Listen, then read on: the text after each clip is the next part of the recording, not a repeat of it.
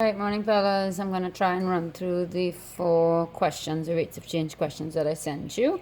So the first one, a particle moves in a straight line so that after t seconds after leaving a fixed point O, its velocity is given by v is equal to t cubed minus 3t squared plus 2t.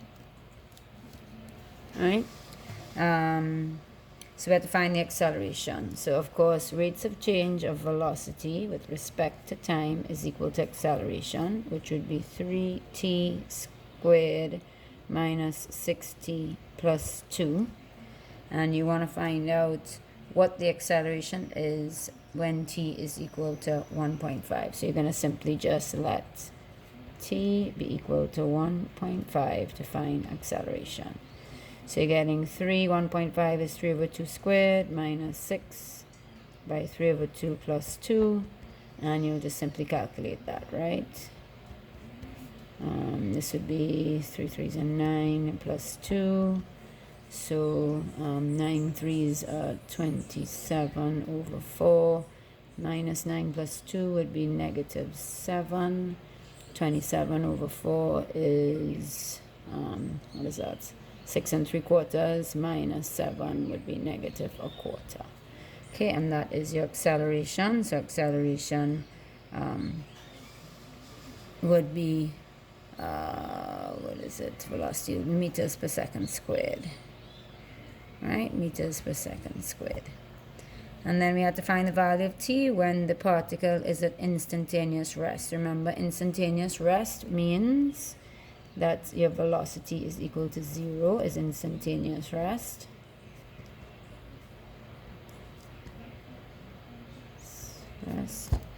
So we're going to find when v is equal to 0. So t cubed minus 3t squared plus 2t is equal to 0. So you have a t. Remember, don't divide through by t. Simply factor out a t so you don't lose a root. So you have t equal to 0, you're at instantaneous rest, which makes sense. And then you have t squared minus 3t plus 2 is equal to 0. Product of 2, a sum of negative 3, which would be negative 1 times negative 2. So you'll get t minus 1 by t minus 2 is equal to 0, which means t is equal to 1 and 2. So you have instantaneous rest when t is 0, 1, and 2 seconds. All right, and the second question, it kind of get harder as we go along. This is number 1. Second question is air is being pumped into a spherical balloon at a rate of 10 centimeters cubed per second. So when you see centimeters cubed, you need to think velocity. So what this means is that the rate of change of velocity,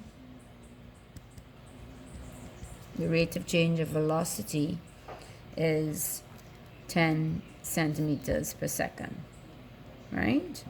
Because that is rates of change velocity with respect to time.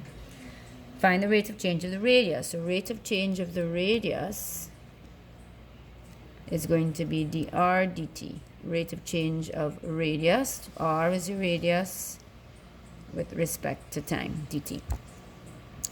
And it says when the radius of the balloon is 5 centimeters, when radius is equal to 5. Now you don't want to deal with the radius equal to 5 until after you find your rate of change. So to find dr dt, how I think about it is to find dr dt, you already have dv dt. We want t to be below. So if I put dv dt here, what do I need to multiply by in order to find dr dt? Well, obviously I need a dr on top because I have a dr in my numerator, and I want to get rid of the dv. So I have to put dv below. So I want to find something with volume with respect to radius. So how do I have an equation with volume with respect to radius? Okay, so as you probably know, the volume of a sphere is 4/3 pi r cubed. This is the volume of a sphere. And this is volume with respect to radius. So as a result, I can find dv dr, which would be, bring the 3 down and multiply, 4 pi r squared. So if dv dr is 4 pi r squared, sorry, I'm not seeing, you couldn't see that. If dv dr is 4 pi r squared, then dr dv will be 1 over 4 pi r squared. You just flip it. So dr dv is that, dv dt is this, and now I can find dr dt. So dr dt is going to be equal to dv dt, which is 10, times dr dv, which is 1 over pi r squared, which will give you then 5 over 2 pi r squared, and you substitute r is equal to 5. Remember, we gave you r is equal to 5. So I'm going to get 5 squared here is 25. 25 by 2 is 50. 5 over 50 pi, which would be 1 over 10 pi. And that would be your answer. Okay, so that's 2. Now the third one was a little tougher. So the third question, it said sand is being dumped at a rate of 60 meters per second.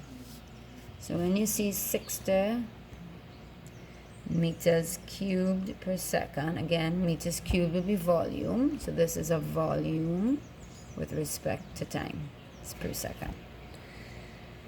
Then it says, find the rate of change of the height of the sand pile. So to find the rate of the height, so let's call it dh, the height of the sand pile with respect to time, when h is 10. Okay, so we know this and we know this. That's what we want to find. Now, it gave you a hint. It said the base of the pile of the sand is twice the height. So if I draw the sandbar, remember we said the sandbar kind of makes a cone shape. It's not exact, but that's what you'll have to use in order to use math, right? So this is your cone, this is your sand. And it says the base is twice the height. So if we're calling the height h, and the base here is going to be 2h. So if the base is 2h, what actually then know is the radius, which would be half of the diameter. So the radius we can represent as h. Okay, so then we also know that the volume of a cone is 1/3 pi r cubed h. Okay, so that formula comes from 1/3 the volume of a cylinder.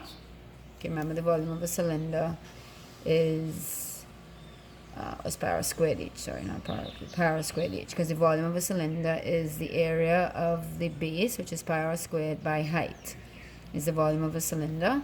And if you're taking a cone, it's 1/3 of that, so 1/3 pi r squared h. Okay, now the thing here is that you have two variables. You cannot differentiate v with respect to r and h, but we know r and h are equal, so I can change this to either h cubed or r cubed. What will make sense? Well, we want to know what's happening with h, so we will write this as 1/3 pi h cubed, because we would have changed r to h and r squared to h squared. Yeah, so this way we can find dv dh. So dv dh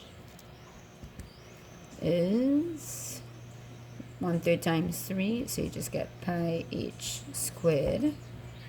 Alright, so we have dv dh, we have dv dt, and we want to find dh dt. So dh dt would be dh dv, which you can get from here by flipping this, times dv dt, which is what we want, because we want dh dt. So dh dv is 1 over pi h squared times dv dt is 60 So we're getting 60 over pi, and we change h to 10 squared. So you're getting 60 over 100 pi, cancel zeros, which would be 3 over 5 pi. Okay, and this would be rate of change of height, which is in meters per second. And that's the answer. All right, now for the last question. To make sure you can see. All right, so this is number 4. So number 4 was the one with the courts that you wanted to make. So this is really more of like an add math question that you would have done, you know, maybe last year when you were in Form 5. Let me find the question quickly. Right. So a sports club wishes to use 720 meters of fencing to make 6 equal-sized rectangular courts. So you have 720 meters of fencing to make this whole, all of this barriers here, right? Because if you know tennis, each tennis court has to be fenced off, or else the ball will go from one to the other. So we have 720 meters to do all of this. And then it said that each court measures 6 meters by y meters. So, not 6, x meters by y meters. So that was the drawing that they were giving you. And you had to find a formula for area. So you could probably agree that this here is 3x. This here is 2y. So your area is simply going to be 6xy. 3x times 2y. Okay, but in order to find area, you want it in terms of x alone, because that's the formula that you have to prove. So what we're going to use is use the fact that the fencing is equal to 720 meters. So how much fencing do we need?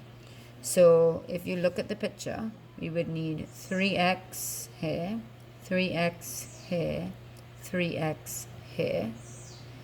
So the fencing would be 3, 6, 9x.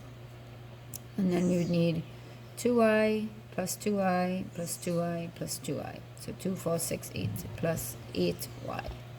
And that has to be equal to 720. So what we're going to do here is make y the subject of the equations, and then we can plug it back in here.